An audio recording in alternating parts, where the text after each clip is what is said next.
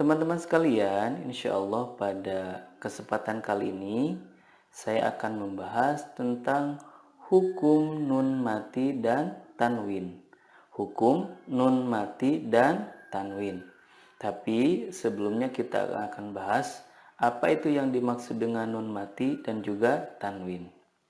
Teman-teman sekalian, nun mati adalah nun yang tidak berharokat. Biasanya di atasnya ada tanda bulat seperti bulan sabit ataupun bulat sempurna. Jadi kalau tidak berharokat berarti namanya nun sukun atau nun mati. Adapun yang dimaksud dengan tanwin adalah nun sukun yang berada di akhir kata ada dalam pelafalannya namun tidak ada dalam penulisannya. Jadi dapat kita ibaratkan kalau kita membaca kata masalan sama dengan kata masalan dengan nun sukun di ujungnya.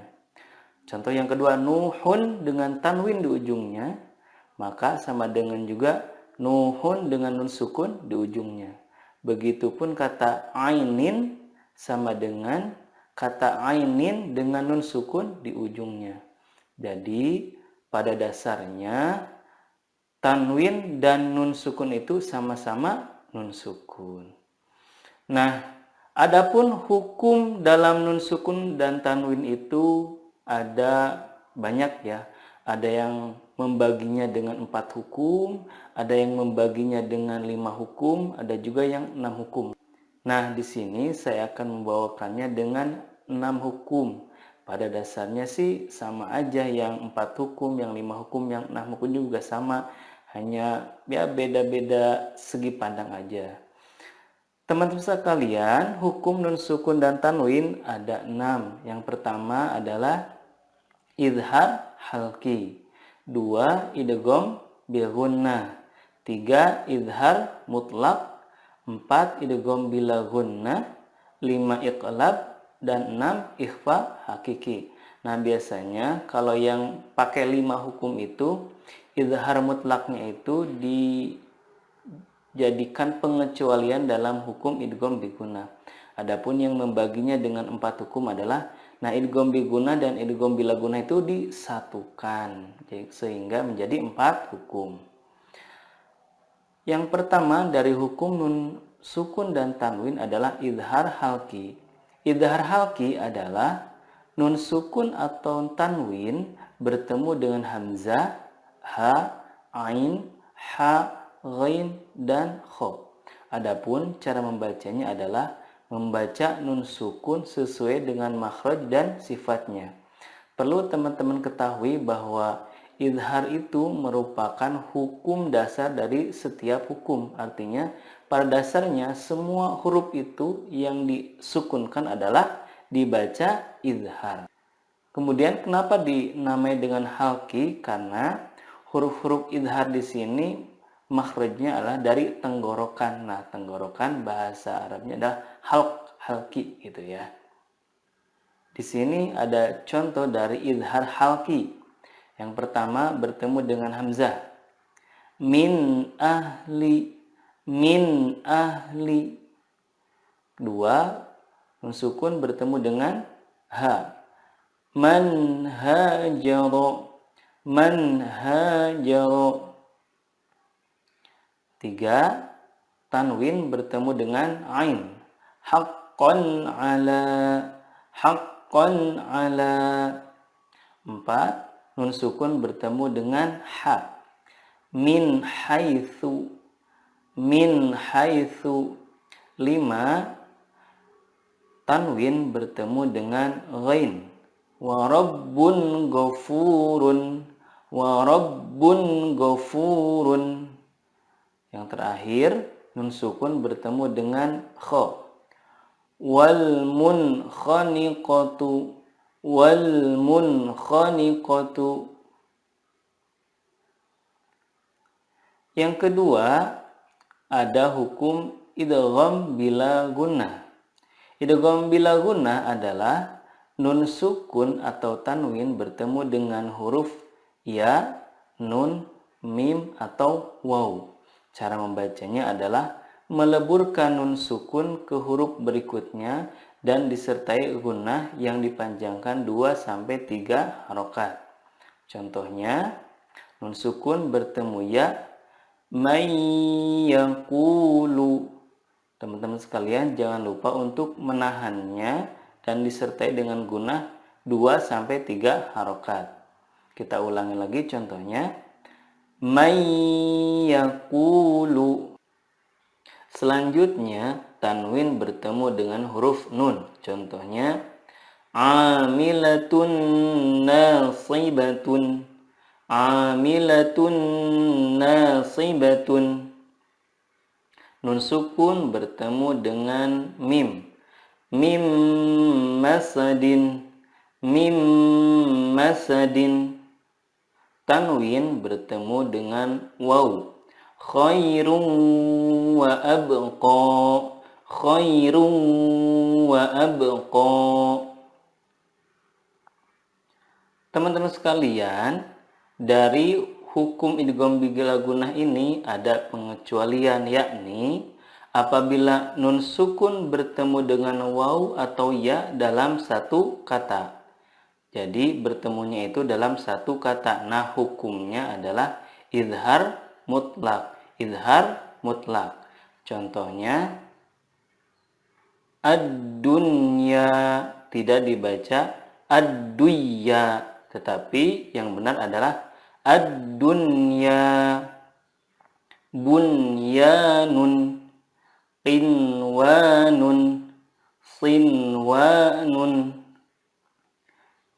Nah, teman-teman sekalian, keempat kata tersebut dibacanya adalah idhar, tidak diidghamkan.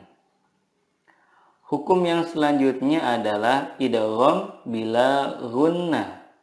Idgham bila gunnah adalah nun sukun atau tanwin bertemu dengan lam atau ro. Cara membacanya, meleburkan nun sukun ke huruf berikutnya tanpa gunnah. Contohnya, tanwin bertemu lam, rizqal lakum. Rizqal lakum. Nun sukun bertemu ro, mir rabbihim. Mir rabbihim. Hukum berikutnya adalah iqlab. Iqlab adalah nun sukun atau tanwin bertemu dengan huruf ba. Cara membacanya, mengganti nun sukun dengan mim sukun dan disertai gunnah 2-3 harokat. Contohnya, sami'an basiran. Sami'an basiran. Amba'ahum. Amba'ahum. Hukum yang terakhir ada hukum ikhfa hakiki. Ikhfa hakiki adalah nun sukun atau tanwin bertemu dengan huruf ta, sa, jim, dal, zal, zai, sin, shin, sod, dod, to, zo, fa, qaf, kaf. Nah, cara membacanya adalah menyamarkan nun sukun dan disertai gunnah 2-3 harokat. Yang dimaksud dengan menyamarkan di sini adalah ketika kita mendengungkan atau menyamarkan nun sukun itu, lidah kita sudah siap ke huruf berikutnya.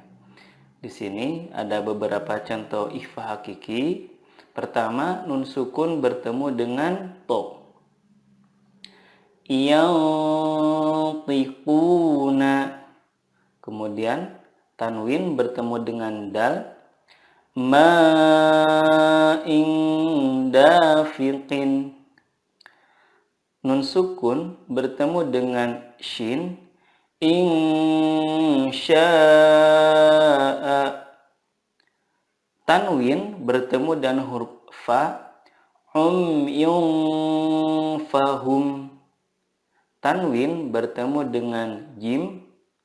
Fasabrun jamilun. Nun sukun bertemu dengan shad, yansurukum.